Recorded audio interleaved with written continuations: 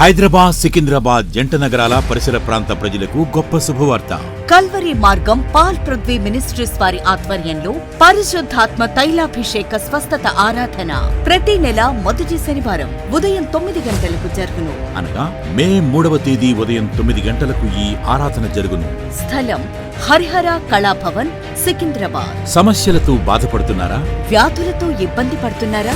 అపవాది చీకటి చేతబడి శక్తులతో వేధించబడుతున్నారా? గర్భఫలం లేక బాధపడుతున్నారా? అయితే రండి, పాల్గొనండి.